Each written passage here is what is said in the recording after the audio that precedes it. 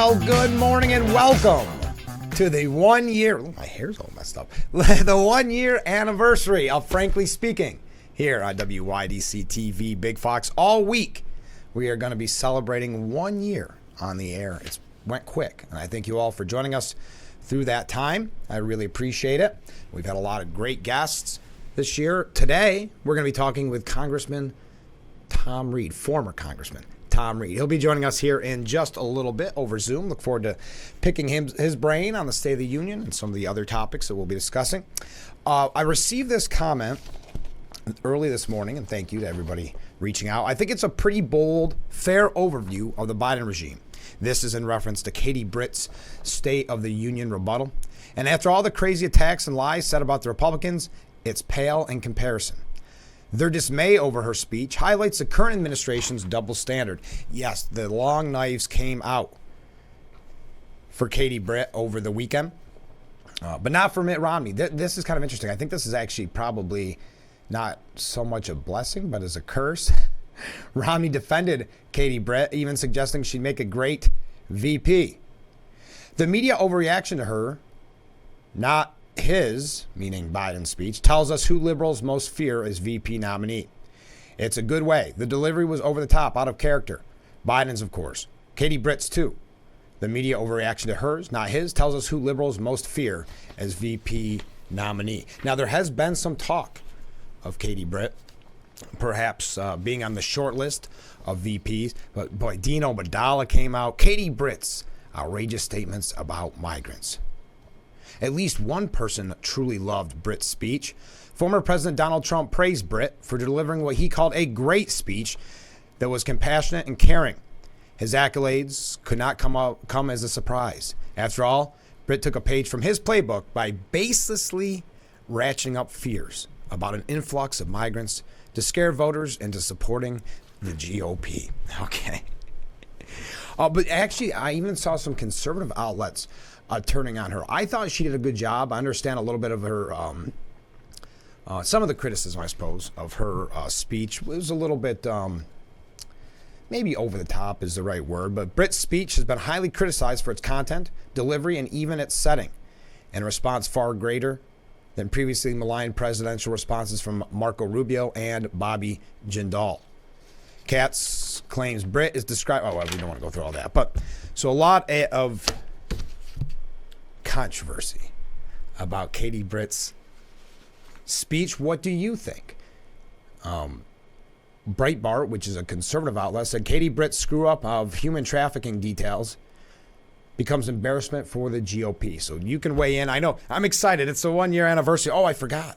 One thing I forgot. Look, there we go. We're celebrating this morning 1 year on the air. I'm so glad that you can be a part of it. You see the number on the bottom of your screen. Feel free to reach out at any time. On tomorrow's program, we'll be talking with former Congressman Joe Sempolinski. We have a lot of, it's a star-studded lineup all week. So just tune in every morning starting at 7. All right, we got to take our first break.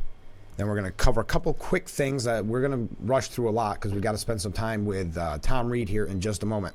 So stay with us. This is Frankly Speaking here on WYDC TV. Big Fox celebrating 1 year.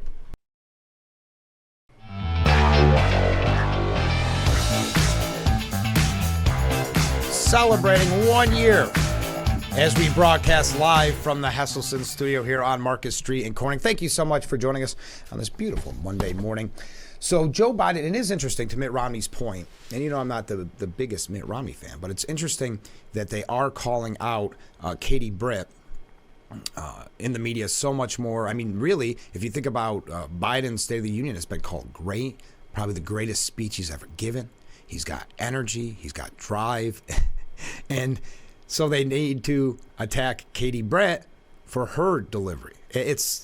It's very frustrating, but Joe Biden has been called out by a few for screwing up Laken Riley's name. Miranda Devine has a very interesting piece. Joe Biden's as callous as it gets when it comes to Laken Riley. As if it weren't bad enough that Joe Biden had to be heckled into mentioning her name in an impromptu outburst, and even then cared so little about the murdered 22-year-old that he called her Lincoln. But then he went and apologized over the weekend for accurately describing the illegal alien murder suspect as illegal. Miranda Devine says there's a screw loose in the president's moral compass, if he has one at all. You think Biden might feel some guilt about his seminal role in Riley's death and accord her at least the honor she did George Floyd when who he eulogized as a saint. An apology, perhaps, and a vow to stop more psychopaths flooding across the border. Her family and traumatized fellow students deserve no less. But no, he ignored Riley's grieving parents, butchered their daughter's name twice, and then pandered with great empathy to the 8 million plus lawbreakers he has ushered in to the country. What happened was he was on MSNBC. And by the way, just to show you a little bit about MSNBC, this was the question he started with. That was one, and we'll say heck of a speech you gave Thursday night. Yes, hard hitting. He knew where to go. His first question was gently to chide the president for using the term illegal. You used the word illegal when talking about the man who killed Lincoln Riley. Biden jumped in. An undocumented person. I shouldn't have used illegal. It's undocumented. So he apologized for using the term illegal, not apologizing to the family of Riley. Angel mom, Allison Phillips, who is Lincoln Riley's mom, blasted pathetic Joe Biden for mispronouncing her daughter's name. Biden does not even know my child's name. It's pathetic. If you're going to say her name, even when forced to do so, at least say the right name. Mike Johnson over the weekend said the president is cowering to his base, meaning when he apologized for using the term illegal, and showing deference to a man who deserves none. This man is an illegal immigrant who brutally murdered Laken Riley. President Biden should be apologizing to Laken's family. What an embarrassment. All right, we got to take another short break. Oh, look at all the waves coming in. Thank you for joining us on the 1 year anniversary of Frankly Speaking. Here's another comment from a viewer. Biden should have gotten the State of the Union right. It was the same speech for the last 3 years. Thank you very much. Keep those comments coming in. We're going to take our next break, and then we are... Oh, no, I got a little time here. Okay, good. I got a little time because we have the former Congressman, Tom Reed, joining us in just a moment. That Zoom takes a little bit longer, so I want to make sure that we get to him on time. One thing that I failed to mention on Friday that I've been meaning to bring up on the program for our friends here in Corning. USA Today, 10 Best nomination for Corning, New York. You can vote for Best Small Town Cultural Scene or Best Half Marathon, which is our friends at the Wine Glass Marathon, of course. You can vote right there. You see the website, 10best.com/awards/travel. Now, voting is open now for 4 weeks only and ends on Monday, March 25th. So I've been meaning to bring that up. I'm going to keep that up on the screen just a little bit longer. Yes, as I said, it is the 1 year anniversary, frankly speaking. It's hard to believe how much we've all been through together in that 1 year. We've had so many amazing guests, and it's going to continue that tradition all week long. We're going to have Joe Sempolinski, two former congressmen back-to-back, Tom Reed today and Joe Sempolinski tomorrow. Assemblyman Phil Palmisano is going to be joining us. Assemblyman Chris Friend, still working out some of the last-minute details. Mayor Bill Bolin will be joining us as well, so you want to tune in all week long. All right, let's take another short break, and we'll be back with Frankly Speaking here on WYDC TV, Big Fox. Oh, here we go. Hold on. Oh, we're coming in. Yep. Hold on real quick, Tom. Welcome back to Frankly Speaking here on WYDC TV, Big Fox. I'm your host, Frank Acom. We're broadcasting live from the Hesselson studio on this 1 year anniversary edition. And joining us, let's see if this goes smooth, former Congressman Tom Reed. Good morning, Tom. Good morning. Can you see me there, Frank? Yeah, it looks good. Thanks so much for being on the one. This feels like old times on the anniversry show. It's an anniversary show. What, can you believe it? 1 year already for you, Frank. 1 year. Congratulations, well, as always. Well, thank you. Well, it's been a lot of fun, and it's not as if we don't have a lot to talk about, Tom. There's a few things going on, no doubt about it. So let's Looking start. at the year in the past and a year ahead. It's going to be an amazing year. It's amazing how quickly it all goes. But I wanted to ask you your thoughts on the State of the Union. Obviously, it's still making the rounds in the news. I'm sure you watched it. What do you think? Yeah, I was there in D.C. that night. Oh, okay. And I'll tell you, watching what I always hope when you have a platform like that, that the President of the United States would seize the moment to try to unite the country. And we've been working on that, as you know, with Problem Solvers Caucus we founded and working across the aisle, but still being a proud Republican. There's still a lot of proud Republicans that want to get things done for the American people. And what I saw was just a continuation of where D.C. is at right now. D.C. is completely divided. And that's why you look at the numbers. 60 to 70% of the people I see in the numbers say, are you kidding me? This is what our leaders are doing in Washington, D.C. And I still talk to international world leaders.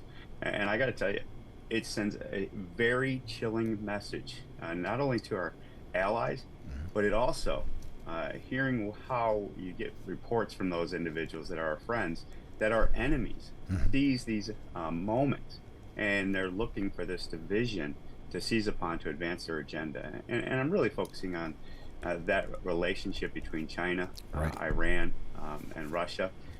They are coordinating together like you will not believe. And I throw North Korea into that picture. But I'll tell you, at the end of the day, it's still about the American people, and it's about uniting our forces as proud Americans to say, come on, we need to solve problems. We need to be the leader. And you know what we don't want to do? We don't want to become another socialistic nation that thinks that government's going to solve all our problems. Government just protects us from the bad guys. And at the end of the day, make sure that we go forward in a strong fashion so the American individual and their families can succeed. That's how I believe. Isn't it interesting? Because it did seem, kind of to your point, just like an overdone campaign speech in a way. Oh, it's all was. And, you know, I know the president. I worked for President Joe Biden many a times over the years. And he came up to Rochester with Joe Kennedy. We had an advanced manufacturing bill that we did together. He came up. And what I think I saw that night is someone who is just not the same Joe Biden that I know, that I worked with. And also someone who's just turned it over to his staffers in the political department and said, you know what? You know, damn the issues that we need to solve together. Just play a campaign speech tonight, and it's very divisive to the country. It really is. I wish we could do better than this. When you watch the State of the Union, or you're there in Washington, do you ever miss it, Tom, or does it just make you? No, I do. I mean, you miss. I get questioned that often. Like I was just walking up in the Capitol, not even on the State of the Union, but multiple times in the last month. Been up there. Meeting with old friends, and yeah, of course you miss it in the sense of you miss the people. But what really, why I still engage as much as I do is because I love the institution. When you walk through the Capitol, when you're there, and you see that and experience it, I'll do whatever I can to make sure that Capitol does not fall. I'll do whatever I can within my power to make sure I do my part. And ask everybody else. It's time to step up. It's time to get involved. It's time to engage. Not a time to run. It's a time to run into and fall forward, not fall backwards. And people ask me this all the time when I'm out on the street, and so I'm going to ask you, what's new in your world, Tom? How has everything been? Excuse me. Personally, it's great. I mean, I have a law practice in Rochester, New York. You know, I have the place on Keuka Lake. I still see folks around the neighborhood. We did move up to Buffalo to be with my mother-in-law. She passed, and we got 2 years out of her, and that was a wise decision. We lived right around the corner as she passed at 82 years old. And I just tell you, it's life has an amazing way of, you think you have it all planned out, you know exactly what's going to happen the next day. And then he has a different plan for us. And I've been working real hard just to try to follow his plan, do my part. And that's what we're doing. And it's great. I do stay in contact with a lot of people back in the Valley, in Corning and Elmira. And so I'm very concerned, to be perfectly honest with you, there too, as to what I'm hearing out of our one of our major employers and what's going through that transition. And I'll just tell you, I'm here to help. I'm here to be a voice to try to say, you know, that's my home. This whole area is my home. I can't wait to get up there and go fishing April 1st, right around the corner. All right, let us know. We'll be there. Hey, I saw recently on a Google alert on your name that you did a piece on state and local tax deductions. I was hoping you could talk about that. We mentioned it on the show, by the way. Oh, thank you so much. Yeah, no, this is the precursor of what, when we wrote the tax code in 2017, I can remember being in the Library of Congress building, and we had the whiteboards up, the whole thing. Yeah. And I lost the fight. I tried to argue that the tax code should have been done on a permanent basis. That would have required 60 votes in the Senate. That's an inside parliamentarian DC issue that Sure. I learned years ago. But I wanted to do a permanent, not like what they did with the Affordable Care Act, Obamacare, and then we were committing the same sin by doing it under reconciliation at 50 vote threshold Right. vehicle in the Senate. And so you have all these cliffs because you have to work within a budget 10-year window. And so you can't do permanent policy because you're beholden to a scorekeeper, the parliamentarian over in the Senate, to keep it at that 50 vote threshold. So you have all these sunset provisions that are in there. And state and local tax deduction, if you recall, I mean, that was me. They came to me, the New Yorker on Ways and Means, and I said, they said, this tax that we were looking at to pay for tax reform, because you had to cover $1.2 trillion worth of revenue. Sure. They said the border adjustment tax, essentially an import tax, if you want to think of it that way, blew up. The Senate was not going to accept that. Our import, the people that rely upon commodities in particular, like cocoa beans and other commodities coming from abroad, they were just like, we're not going to support, so it blew up. So they needed to pay for. And when you repealed the state and local tax deduction, that score was pretty much 85% of the 1.2 trillion we needed. And I said, you cannot, if you remove the state and local tax deduction completely, our folks in our district, our 23rd congressional district, would have been hurt tremendously. That's where the $10,000 limit came from, Frank. And we negotiated that. It took care of 99% of our people because of their incomes and how they utilize the tax credit. Long story short, that piece is going to be a critical linchpin in 2025 when all these provisions sunset. When all of these provisions of the tax code have to expire, and you got major pieces in the individual, everybody on the individual side is going to face a major tax increase if they can't cut a deal. Corporations are going to get a significant tax increase. States are going to get a significant tax increase. So I'm calling this the tax tsunami of 2025. Okay. And we're starting to set the table of people understanding how the state and local tax deduction is going to be a very forcing mechanism to get Republicans and Democrats to come together and be part of the negotiations to settle up and get this tax policy taken care of. So Americans, individuals, as well as businesses and estates don't face a huge tax increase after 2025. Do you think that we can come together, Tom? To your point earlier, it just seems like we're so divided that even maybe what would be an easy option is not always the option chosen. Well, this is let me put it this way, Frank. Because we are talking trillions of dollars of money that impacts individuals, impacts you. Sure. Literally, Frank, impacts you. And it impacts the multinational corporations. It's amazing how money seems to be one of the last bastion that brings people together. Sure does. And that's been a piece of the toolbox for eons, but now it seems like it's the last bastion. So when you talk about that, confident that a deal can be struck there. Now, if we don't strike that deal, then that sends me a signal that even money can't heal a broken Washington, D.C. And if that's the case, then we are over the abyss. We are into uncharted territory. I still believe we can pull out of this. I still believe we can navigate our future as proud Americans. But at the end of the day, this is, I think there's a deal here, and it will happen given the interests that have to be addressed on the whole spectrum that we intentionally put together. Right.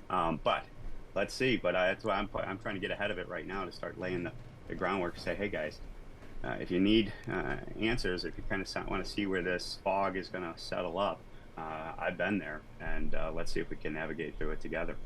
Tom, I don't think we've spoke since this happened, but what did you think of the change in the House where now it's Speaker Mike Johnson? Were you like us watching that on C-SPAN for about 24 hours? Yeah, no, I was involved in that behind the scenes a little bit. Yeah. I saw, and even when Kevin, Speaker McCarthy, went into this job, he knew it was a limited job. Oh, sure. I mean, it is a very divided caucus. It is and you have a 1-seat majority, and then he lit the further fuse of the ability to vacate him from the office, as we've all learned, as you learned through this process. So it didn't surprise me. It's a, to be perfectly honest with you, it's a testament to how politically savvy Kevin McCarthy was to be able to survive as long as he did. That's true. And you see the ripple effect of that survivability, even with how we got through this recent funding bill, and we're going to get through this funding bill that just got signed in or been lit to sign into law, so we don't get a government shutdown as we speak. And so that didn't surprise me. Now, the issue with Mike Johnson, he's a good man. And one of the things that he has, honestly, that Kevin didn't have, a lot of people in the conference did not trust Kevin. They didn't. They just knew he was a political guy. And that's okay. That's D.C. Right. And eventually, though, you run out of bandwidth. It's not how I operate. It's not how I was taught to do the business. But the big asset that Speaker Johnson has is that people trust him. He is a man of God. He does not shy away from it. He relies on that on his outside of his politics and out of his job as Speaker to get him through those dark days. And that's really understandable from my point of view.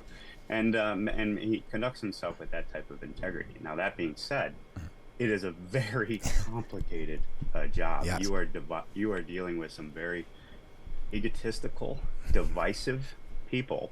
And then you also are working at a time with people whose interest is not about getting that job to be a success. It's about having him fail. So Right. There's going to be a limit to his bandwidth too. And every speaker faces that if you're a student of history. Mm-hmm.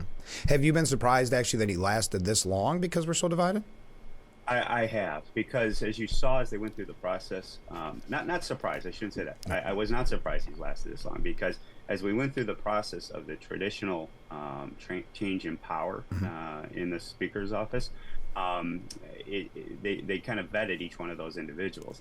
And that took and they couldn't get the ring, so Right. to speak. Right. So being a compromised candidate did not surprise me. I put my bet, if you would, when we were going through this, Yeah. a little office pool. I'm like, and I didn't put it on Mike. I put it on another individual that I thought was going to be able to thread that needle after multiple rounds. But so it doesn't surprise me that he survived this long, and he's not going to be in jeopardy through the rest of this cycle. He will serve out this cycle. There's no doubt in my mind. Where he's going to have a problem is at next year. The knives are already out. The Yep. knives are already out like you would not believe. It's such a Machiavellian place right now in Washington, D.C. They are just ready for him to fall. And that's where you see the hits on him, the death Sure. of 1,000 cuts that he is suffering. And so I would hazard to bet that he will not be Speaker going into the next cycle. But that also assumes one other thing. Right. You have to assume that the House is in Yeah. Republican majority, and it's going to be tight. But Yeah. if I had to bet now, it's pretty clear that Democrats are going to take over the House, given the lay of the map and where that's at. That being said, whoever takes over the House in the next cycle, it's going to be a very slim majority. Oh, yeah. We are not talking, the days when I came in, 30, 40, 50 deltas between Democrat and Republicans and Democrats, when the majority was held by Pelosi or Boehner and those guys. It's going to be no higher than 5 to 10, highly likely in that 1 to 7 type of range. But that's getting way into the granular level here. What did you think, and I know because you had to live through this, what did you think about the redistricting process here in New York and how that all unfolded? Yeah, what two things that were very interesting to me as we went through, and having been through a few redistricting, Yeah, right. It is heavily politically driven, and knowing where the primary fights in the congressional districts are, really because you're restricted by map, you're Right. restricted by geography. So the real fight was down in the city. And the real fight on redistricting, as I watched it from afar, was more on the Democratic side, to be perfectly honest with you, because you started running out of room down on the island and in the city kind of districts. Right. And those Democrats didn't want to be paired together with each other in primary battles. But what that did is it left pretty stable Republican districts upstate available. They had no path to go. The other thing that they learned, when they drew the maps under Sean Patrick Maloney, I do know this for a fact, they got very greedy. Yeah. They were very arrogant that they drew a Democratic map that he would walk around. They were walking around the country saying, "This is how we're going to get the majority. I locked it in New York, my home state. This is something I can control. And then they threw it through an independent, because of the court case that went up through it. And even a Democrat-controlled appellate division and court of appeals said you went too far in political gerrymandering. Yeah. And they threw out the map.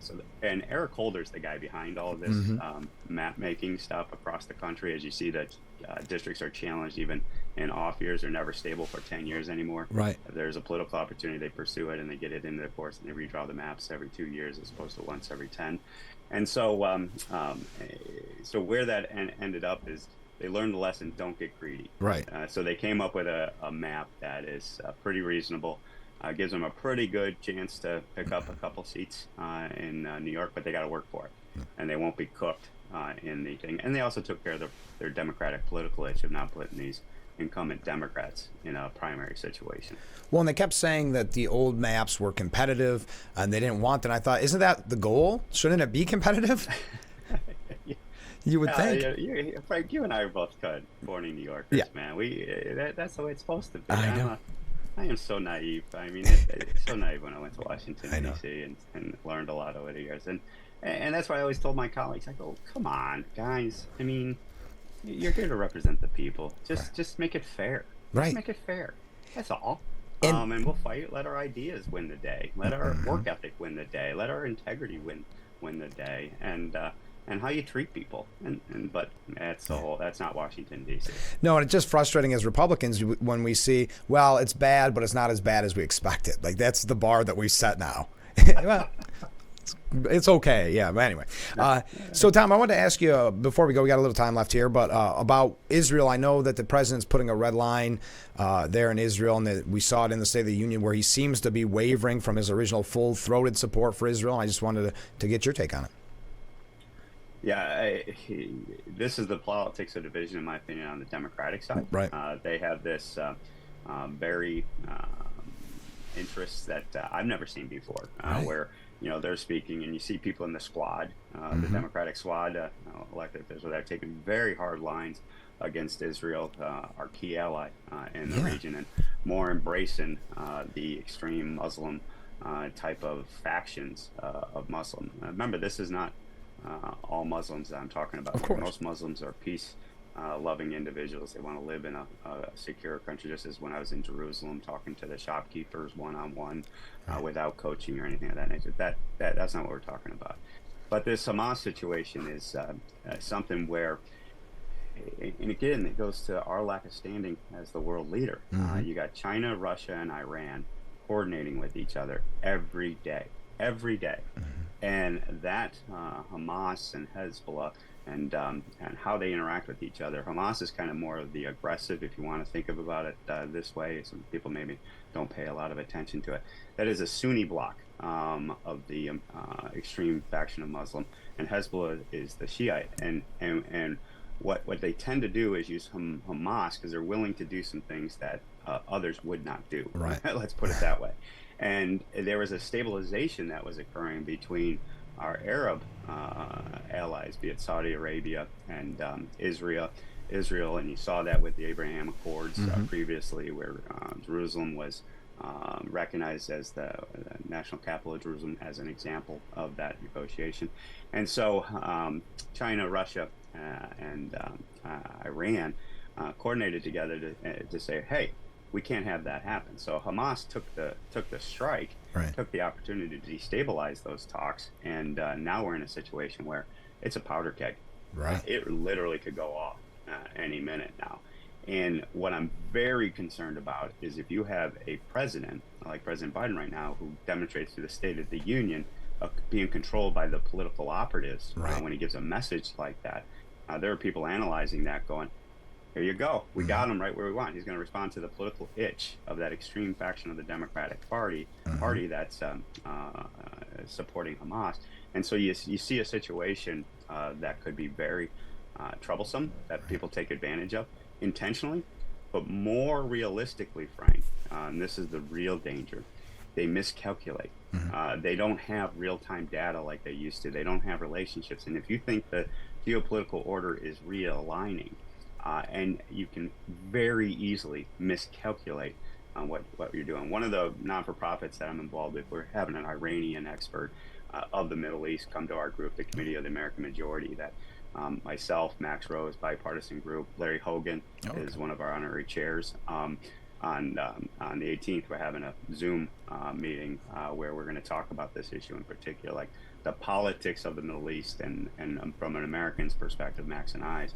But this Iranian expert will get into this in a little bit more detail as to exactly, and it's an American, worked in the, whatever, he worked in appropriate agencies, let's put it that way, that would know the real on-the-ground intel as to what's going on.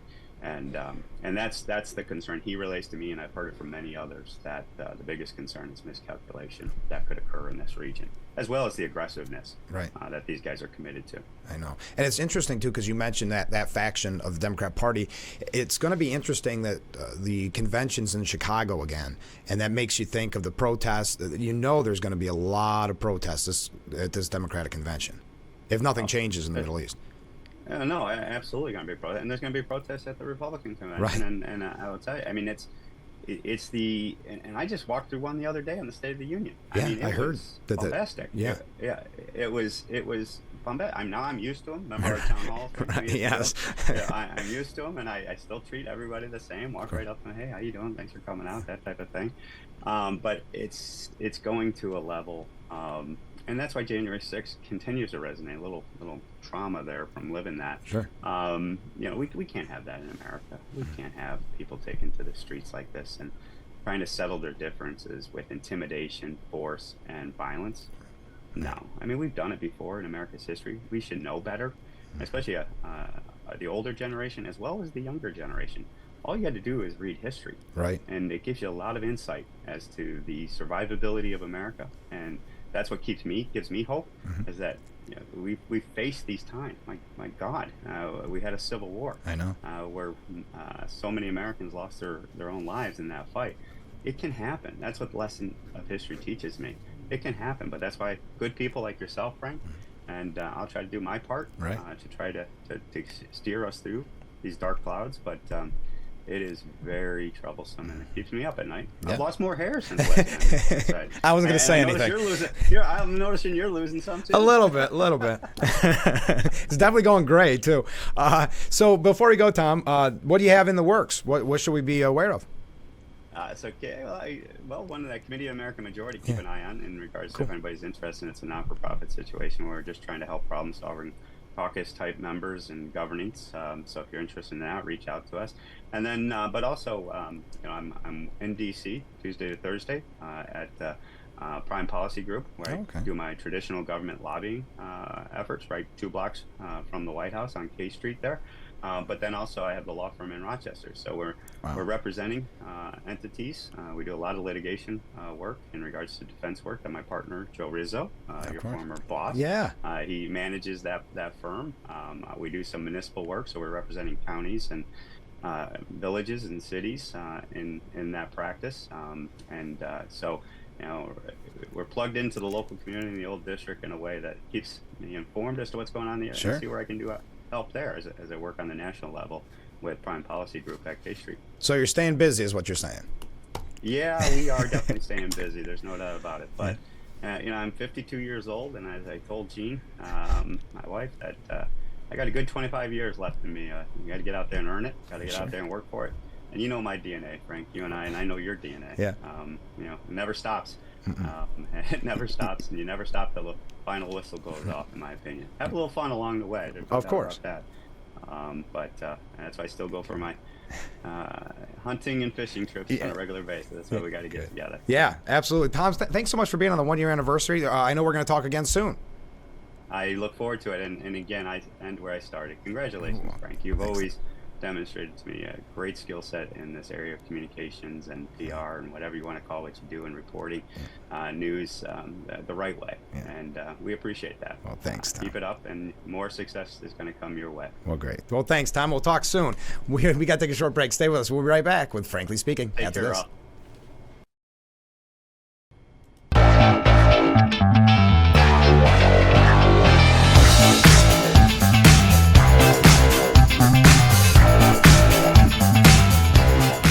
We are back back with Frankly Speaking, the 1-year anniversary edition. Thank you to former Congressman Tom Reed for being our guest on the program this morning. We have a great list of guests throughout the whole week. I appreciate Tom being on. I'm running a little late, so I do have to take another break. But before that, a couple of quick messages from you, the viewer. First, Frank, congratulations on your 1-year anniversary. Thank you. It's been a blast, as you know. The Democrats' agenda is the only thing that they can see. To the Dems, casualties associated with their agenda are a small price to pay for achieving their goals. They can't close the border to protect our country. They must change the electorate. Just like they can't harden our schools to protect our kids, they must get rid of guns. Thank you very much. Another comment here. I don't think the framers of the Constitution foresaw career politicians that span decades. I see that as a major flaw that sounds too much like a fragmented dictatorship. I know people have talked about this on the program before. We've had a lot of viewers mention it. Yes, I think term limits would be very, very important. Perhaps maybe the easiest way to make major change. But again, that would mean that they have to vote essentially themselves out, which I don't think we'll see anytime soon. We do have to take another short break. Stay with us. This is Frankly Speaking here on WYDC TV, Big Fox.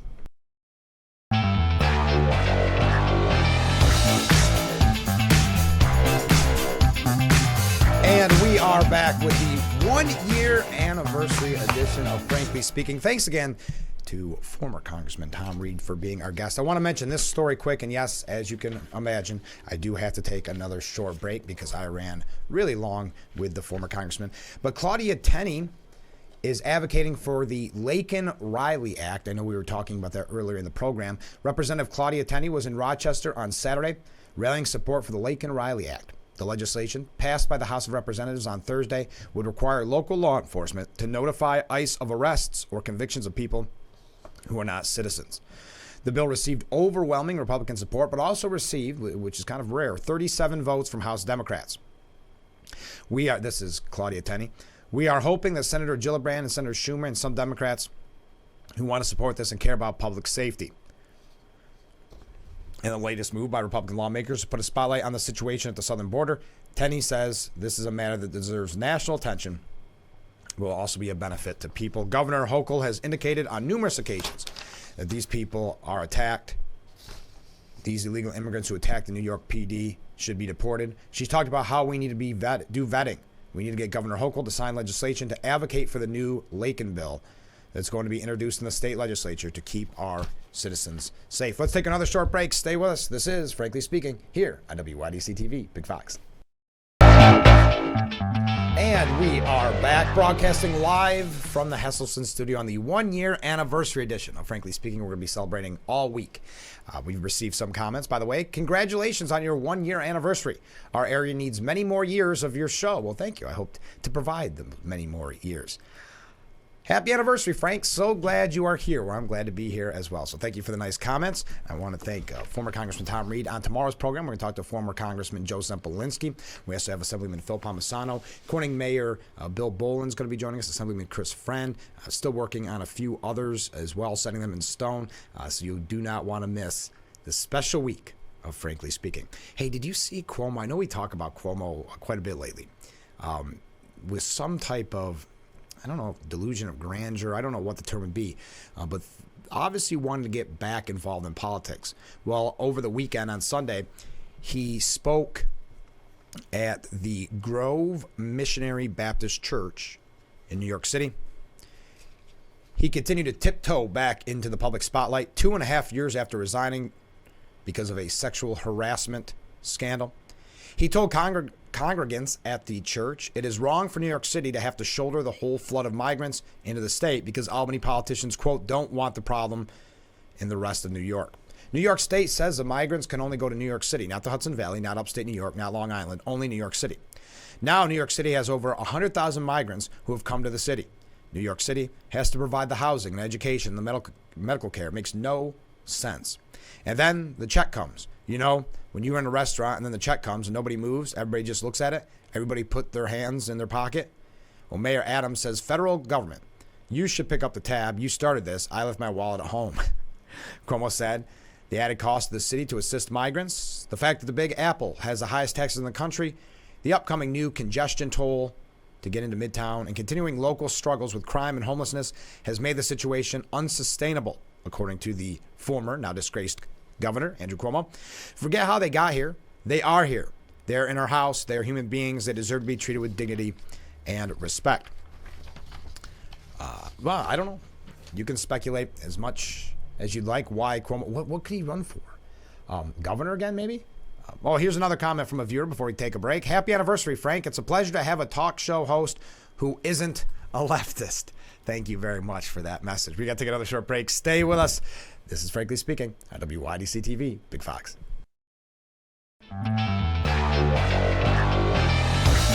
The 1 year anniversary special of Frankly Speaking.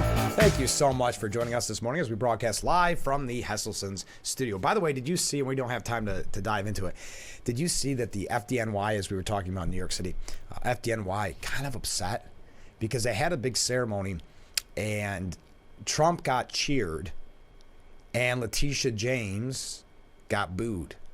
FDNY brass is turning up the heat on pro-Trump firefighters who showered State Attorney General Letitia James with booze. The memo handed out at Big Apple Firehouse this Sunday warns firefighters that department investigators are reviewing video footage of the event in Brooklyn last week to ID those behind the, quote, grossly inappropriate conduct and caution them to keep their politics at home. When you're not on duty, feel however you want about politicians. That's your right. But don't do it on the job's time, on other members' time, or on their family's time. Do it on your own time. Firefighters should understand that BITS is gathering video and identifying members that brought discredit to the department. We want the members to come forward. They will come to headquarters to be educated on why their behavior is unacceptable. Okay.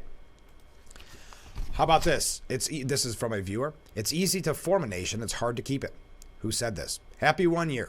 We needed more quotes from our founding fathers. Thank you for those comments. Keep them coming in. This is interesting. Fox News is reporting that Mississippi Secretary of State has sent a letter to President Biden's Department of Justice asking it to stop enforcing a Biden executive order that he warns is being used to attempt to register ineligible convicts and illegal immigrants to vote. Now, this is an exclusive with Fox. As you are aware, on March 7, 2021, President Biden issued Executive Order number 14019, which sought to turn the Department of Justice agencies from the historical missions of law enforcement to voter registration and get-out-the-vote operations. Those efforts are an intrusion into state matters and are a misuse of federal revenue and resources. In addition, it appears that these efforts have led agencies under the change attempting to register people to vote, including potentially ineligible felons, and to co-opt state and local officials into accomplishing this goal. Yeah, we're going through a couple of things quickly. I mentioned this with Tom Reed. Netanyahu is ready to defy Biden's, quote, red line on the impending Rafah invasion. Israel has faced heightened security, as you know, after October 7th. In an MSNBC interview Saturday, Biden said he was against further fighting in Rafah and called an invasion of the area a red line, but then quickly backtracked to say there was no red line. It is a red line, but I'm never going to leave Israel. The defense of Israel is still critical, so there's no red line in which I'm going to cut off all the weapons so they don't have the Iron Dome to protect them. We'll go there. We're not going to leave, is what Netanyahu said. You know, I have a red line. You know what that red line is? That October 7th doesn't happen again. That's what Netanyahu said. They understand Hamas is part of the Iranian terror axis. Wow, this show went fast, didn't it? Maybe it's because it's the 1 year. As I mentioned, tomorrow on the program, Joe Sempolinski will be our guest. We do have Assemblyman Phil Palmisano, Chris Friend. We're going to talk with Mayor Bill Bolin, so make sure you tune in all week. We got a couple other quick things I'm going to breeze through. With an intense weekend on the campaign trail, it tells us about a Trump-Biden matchup. Biden's annual budget to hit populist economic themes as general election campaigns kick off. Okay. There's a piece by Rich Lowry that said Joe Biden seemed normal in 2020, but then came his nothing normal presidency.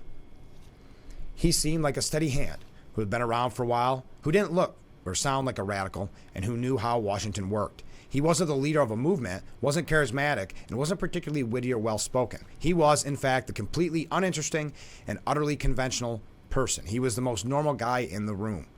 He benefited from a favorable contrast with Trump, magnetic, endlessly interesting, constantly outrageous, norm-busting Donald Trump.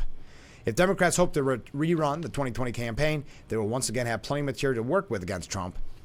It's the other side of the equation that's the problem. The supposed safe alternative is AWOL and never coming back. That erstwhile Joe Biden, the generic, broadly accepted president, didn't survive contact with the reality of his presidency.